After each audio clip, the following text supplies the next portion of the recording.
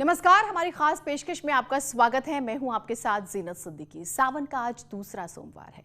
श्रद्धालु शिवालय में दर्शन पूजन कर रहे हैं। हम आपको सावन के दूसरे सोमवार पर उत्तर प्रदेश के अलग अलग जिलों में विराजमान 7 महादेव के दर्शन कराने जा रहे हैं।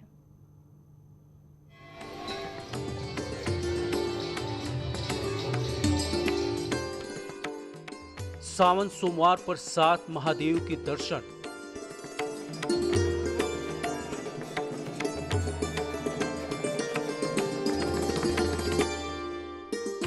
सातों महादेव के दर्शन करेंगे कष्ट दूर।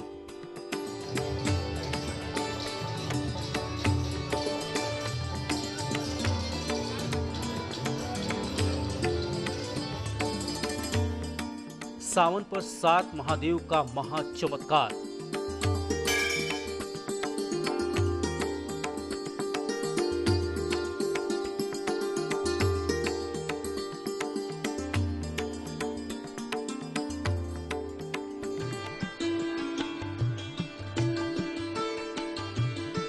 बरेली के धोपेश्वर मंदिर में शिव अर्धनारीश्वर रूप में विराजते हैं। भक्तों की ऐसी मान्यता है कि ये मंदिर द्वापर युग का है। इस मंदिर में न सिर्फ बरेली बल्कि आसपास के जिले के लोग भी आते हैं। महादेव की आराधना करके उन्हें प्रसन्न करने की कोशिश करते शिव भक्तों की आस्था है कि जो धोपेश्वर महादेव की मन से आराधना करता है, महादेव उसकी मनोकामना पूरी करते हैं।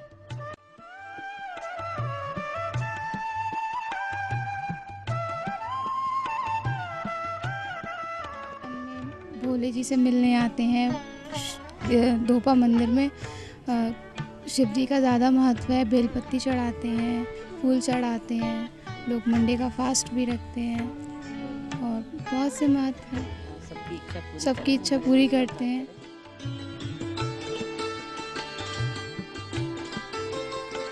माना जाता है आजमगढ़ का सिद्धदेव शिव मंदिर 400 साल से भी ज्यादा पुराना बताया जाता है। इस शिवलिंग की उत्पत्ति यहीं पर एक कुंड से हुई है। सांपों के गुस्से को शांत करने के लिए यज्ञ के दौरान यहाँ प्रकट हुए थे ये शिवलिंग।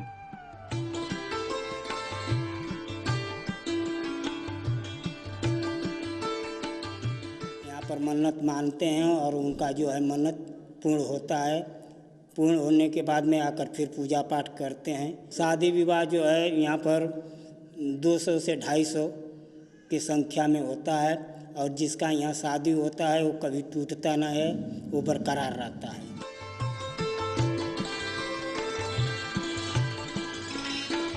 कान्हा की नगरी मथुरा में कंस टीले के समीप मौजूद यह है रंगेश्वर महादेव। भगवान रंगेश्वर की महिमा ही ऐसी है कि यह भक्तों को अपनी आप खींचे लाती है। कहा जाता है कि कंस के वध के दौरान यहाँ स्वयं प्रकट हुए थे भोलेनाथ, जिन्हें रंगेश्वर के नाम से जाने जाने लगा।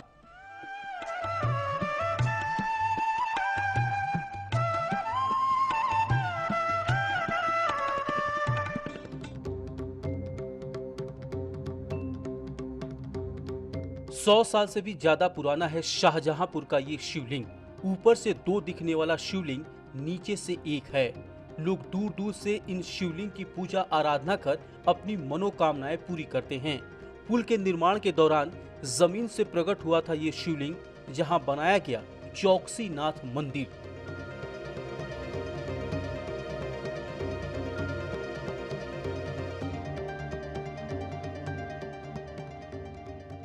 इस शिवनगरी में रेलवे स्टेशन से 200 मीटर की दूरी पर पौराणिक शिवलिंग स्थापित है।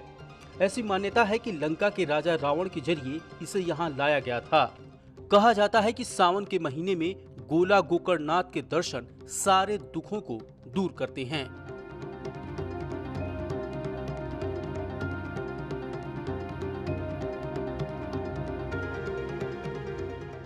इस मंदिर के बारे में मान्यता है कि हर पूर्णिमा की रात इस शिव मंदिर के शिखर पर लगे त्रिशूल की दिशा बदल जाती है। इस चमत्कार को देखने के लिए कई बार लोगों ने प्रयास किया, लेकिन किसी ने इस अकल्पनीय तस्वीर को नहीं देख पाया। लेकिन सुबह जब भी होती, त्रिशूल की दिशा बदली हुई दिखाई देती है। ऐसे में शिव भक्तों के लिए इस मंदिर को लेकर और ज्यादा अटूट विश्वास है।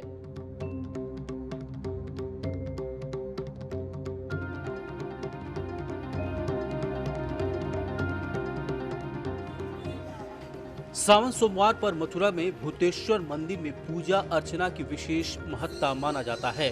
भोलेनाथ का पंचामृत से अभिषेक किया जाता। माना जाता है कि यहाँ सच्चे मन से पूजा अर्चना से सुख समृद्धि मिलती है। भोलेनाथ सभी कष्ट हर लेते हैं।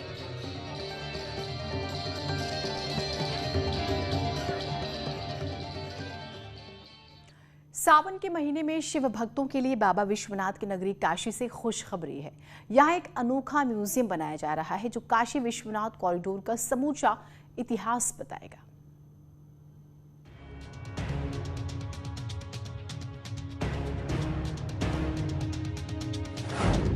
पीएम मोदी का ड्रीम प्रोजेक्ट, विश्वनाथ कॉरिडोर में अनोखा म्यूजियम।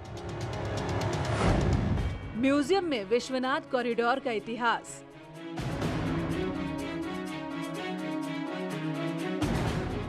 सावन माह में शिव भक्तों के लिए एक अच्छी खबर आई है।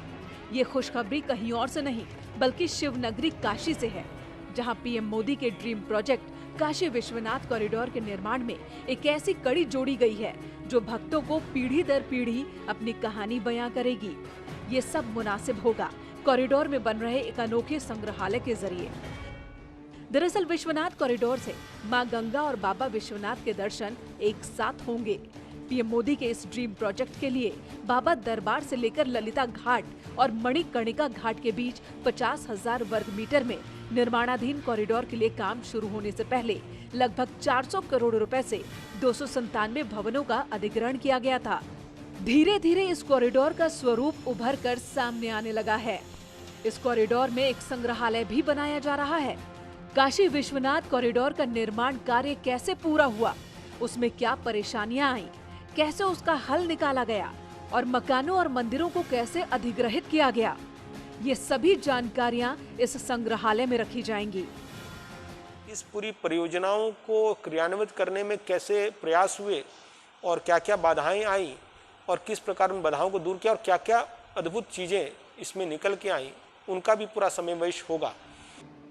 म्यूजियम में आकर्षण का केंद्र होगा अधिग्रहित किए हुए सबसे पुराने मकानों के दरवाजे और उनकी चाबियां, जिसे म्यूजियम में रखा जाएगा और इस सदियों पुरानी परंपरा को ऑडियो और वीडियो के जरिए लोगों तक पहुंचाया जाएगा। उनकी चाबियां हैं, उनकी सारी चाबियां, कितने घर खाली कराए गए, उनकी सबकी चाबियां, उनको इकट्ठा किया, उनका पूरा एक डिस्प्ले किया जाएगा। जो हम लोग के कुछ एक चीज़ें, दरवाजे खिड़की कुछ निकले, उनको प्रॉपरली डिस्प्ले किया जाएगा, जो ऐसी अच्छी चीज़ें निकल के आई। तो इन सभी चीज़ों का प्लस कैसे निगोशिएशन किया गया, कैसे उन चीज़ को लिया गया, कैसे रिहैबिलिटेशन किया गया, क्या क्या कंस्ट्रक्शन के दौरान क्या क्या बाधाएं आई, उनका पूरा एक ऑडियो विजुअल भी और जो भी हम लोग की चीज़ें डॉक्यूमेंट्स के फॉर्म में है, उनको पूरा अच्छी तरह से संग्रह करके उसको हम लोग दिखाने का ये किया गया। इस संग्रहालय की काशी के बुद्धिजीवियों ने सराहना की है।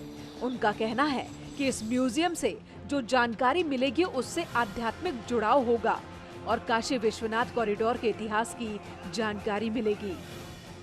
ये सराहनीय काम है और ये होना भी चाहिए, क्योंकि कॉरिडोर का काम बहुत बड़ा था। यदि मंदिर को नहीं हटाया जाता तो कॉरिडोर बन ही नहीं सकता था।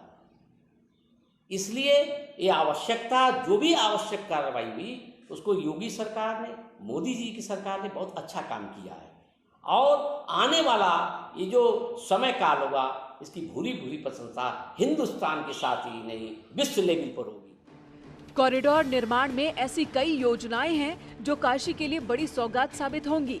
उन्हीं सौगात में ये संग्रहालय भी है जो काशी के इतिहास को पीढ़ी दर पीढ़ी दुनिया के सामने रखेगा। काशी की संस्कृति और परंपरा को दुनिया जान सकेगी। न्यूज़ 18 के लिए वाराणसी से रवि पांडे की रिपोर्ट।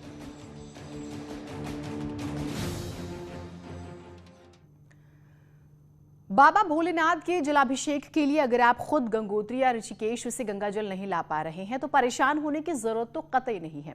अब मेरठ से इस पोस्ट ऑफिस में भक्तों की भावना को ध्यान में रखते हुए गंगोत्री के गंगा जल की व्यवस्था शुरू की गई है। देखिए।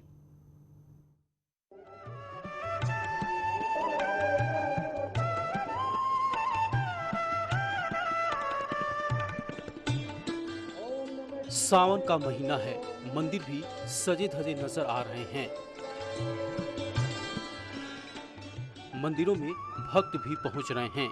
हालांकि कोरोना के चलते यूपी और उत्तराखंड में कांवड़ यात्रा रद्द है। ऐसे में भक्तों तक गंगा जल पहुंचाने के लिए मेरठ के पोस्ट ऑफिस में विशेष तैयारियां की गई हैं, जिसके जरिए मात्र 30 रुपए में भक्तों को गंगा जल मुहैया कराया जा रहा। गंगोत्री का ये गंगा जल है, लिखा भी हुआ है गंगा जल, और भक्त आजकल डाकघर पहुंच रहे हैं, पोस्ट ऑफिस पहुंच रहे हैं और इसी जल को ले जा रहे हैं। 30 रुपए की एक बोतल ये दी जा रही है। सुबह से शाम तक यहाँ भक्तों का तांता लगा रहता है और भक्त इसी गंगा जल को लेकर भोले बाबा के दरबार में हाजिरी का जल चढ़ाने के लिए पहुंच रहे हैं। हर साल कांवड़ यात्रा के दौरान कांवड़िए हरिद्वार से गंगा जल लेकर अपने घर की ओर रवाना होते थे, लेकिन इस बार कांवड़ यात्रा नहीं हो रही। ऐसे में भक्तों के लिए गंगा जल की व्यवस्था डाकघर ने की है। गंगा जल को लेने के लिए सुबह से ही मेरठ के इस पोस्ट ऑफिस में भक्तों की लंबी लंबी कतार लग जाती है। भक्त हर हर महादेव का नारा लगाते हुए डाकघर से गंगा जल लेकर जाते हैं और भोले बाबा के दरबार में इसी गंगा जल को हाजिरी के जल के रूप में चढ़ा देते हैं। इसके अलावा मंदिरों में भी गंगा जल का प्रबंध किया गया है। सभी भक्तों को जो है उचित दूरी का पालन करना पड़ेगा और 5-10 आदमी गर्भगृह में प्रवेश करके जल चढ़ा सकते हैं और बाहर जो है लाइन लगा करके ही लोग मंदिर में प्रवेश करेंगे। और बाकी स्वास्थ्य संबंधी सेवाएं ये सब श्रावण मास में चलेंगी और प्रशासनिक व्यवस्थाएं पूरी तरह से चुस्त दुरुस्त की गई हैं। सुरक्षा की व्यवस्था जो है ठीक है। डाकघर की इस पहल का शिव भक्तों ने स्वागत किया है। कुछ ही दिनों में शिवरात्रि भी है। ऐसे में मंदिर और डाकघरों में गंगा जल की व्यवस्था से यकीनन भक्तों के चेहरों पर मुस्कान है। भक्तों का तांता लगा रहता है और सभी शुद्ध गंगा जल लेकर जा रहे हैं और भोले बाबा के दरबार में यही भक्त इसी गंगा जल को हाजिरी के जल के रूप में चढ़ाएंगे। कैमरा पर्सन अभिषेक शर्मा के साथ उमेश श्रीवास्तव, न्यूज़ 18 मेरठ। आप भी एंकर रिपोर्टर बन सकते हैं अगर आप में क्षमता है तो न्यूज़ 18 यूपी यूके देगा आपको मौका। आप न्यूज़ एंकर रिपोर्टर बनना चाहते हैं तो हमें अपना 1 मिनट का वीडियो भेजिए। लॉगिन कीजिए news18.com/UP एंकर रिपोर्टर। शॉर्टलिस्ट लोगों को मौका मिलेगा।